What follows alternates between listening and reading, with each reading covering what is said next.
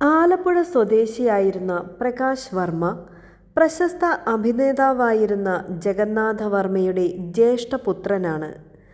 കുട്ടിക്കാലം മുതൽക്ക് തന്നെ വലിയ സിനിമാ പ്രേമിയായിരുന്നു പ്രകാശ്. സംഗീതം, ചിത്രരചന, അഭിനയം എന്നിവയോട് വലിയ താല്പര്യമുണ്ടായിരുന്ന അദ്ദേഹം ഡിഗ്രി പൂർത്തിയാക്കിയതിനു ശേഷം 1.5 വർഷം ടൊറന്റ് ഫാർമസ്യൂട്ടിക്കൽസിൽ മെഡിക്കൽ റെപ്രസെൻറ്റേറ്റീവായി ജോലി ചെയ്തതിനു ശേഷമാണ് ചലച്ചിത്ര മേഖലയിലേക്ക് പ്രവേശിക്കുന്നത്.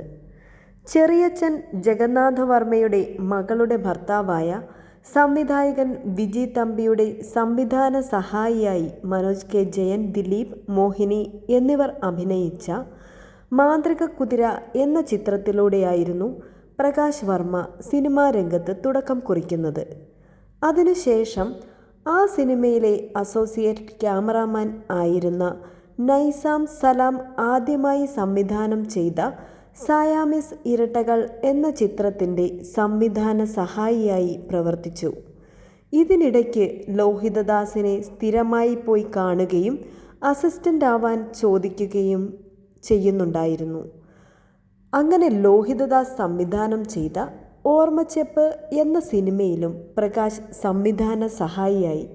അതിനിടെയാണ് വി.കെ. പ്രകാശിനെ പരിചയപ്പെടുന്നതും അദ്ദേഹത്തിൻ്റെ ട്രെൻഡ്സ് അഡ്വർടൈസിംഗ് നിർമ്മിക്കുന്ന പരസ്യ ചിത്രങ്ങളിൽ പ്രവർത്തിക്കാൻ തുടങ്ങുന്നതും. വി.കെ. പ്രകാശ് സംവിധാനം ചെയ്ത പുനരധിവാസം എന്ന സിനിമയിൽ അസോസിയേറ്റ് ഡയറക്ടറായും പ്രവർത്തിച്ചു.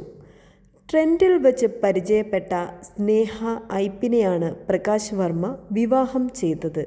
2000-ന്റെ തുടക്കത്തിൽ പ്രകാശ് വർമ്മയും സ്നേഹയും ചേർന്ന് നിർവാണ ഫിലിംസ് എന്ന പരസ്യ ചിത്ര നിർമ്മാണ കമ്പനി ബാംഗ്ലൂരിൽ ആരംഭിച്ചു.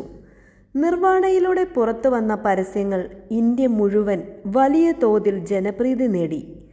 ഹച്ച് മൊബൈൽസിൻ്റെ യു ആൻഡ് ഐ എന്ന പരസ്യം ഹച്ച് മൊബൈൽസിന് മികച്ച കസ്റ്റമർ ബേസ് ഉണ്ടാക്കിക്കൊടുത്തു. മാത്രമല്ല, പഗ് എന്ന ബ്രീഡ് നായക്കുട്ടികളെ നിരവധി ഇന്ത്യൻ കുടുംബങ്ങളിലെ ഒരു അംഗമായി മാറ്റാനും ആ ഒരു ഒറ്റ പരസ്യത്തിന് സാധിച്ചു.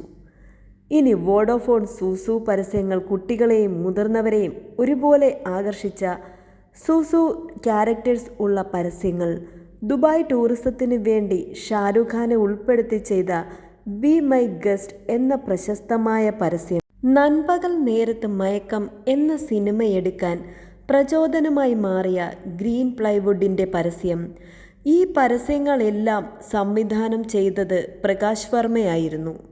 കാഡ്ബറി, ടൈറ്റൻ വാച്ചുകൾ, Taj Mahal tea, Coca Cola, Bisleri, iPhone, Netflix, PhonePe തുടങ്ങിയ മുൻനിര ബ്രാൻഡുകളുടെ പരസ്യങ്ങൾ, ഇന്ത്യ ടൂറിസത്തിനു വേണ്ടി ചെയ്ത ഇൻക്രെഡിബിൾ ഇന്ത്യ പരസ്യ സീരീസ്, കേരളം, രാജസ്ഥാൻ, ദമൻ ഡ്യൂ തുടങ്ങി നിരവധി സംസ്ഥാനങ്ങളുടെ ടൂറിസം പരസ്യങ്ങൾ, ഫഹദ് നസ്രിയ ഒന്നിച്ചഭിനയിച്ച ക്യാമറി ഐസ്ക്രീമിൻ്റെ പരസ്യം തുടങ്ങിയവ പ്രകാശ് വർമ്മ ചെയ്ത 100 കണക്കിന് പരസ്യങ്ങളിൽ ചിലത് മാത്രമാണ്. 2025-ൽ തരുൺ മൂർത്തി സംവിധാനം ചെയ്ത മോഹൻലാൽ നായകനായ തുടരും എന്ന സിനിമയിൽ വില്ലൻ കഥാപാത്രത്തെ അവതരിപ്പിച്ചുകൊണ്ട് പ്രകാശ് വർമ്മ അഭിനയ രംഗത്തേക്ക് തുടക്കം കുറിച്ചിരിക്കുകയാണ്.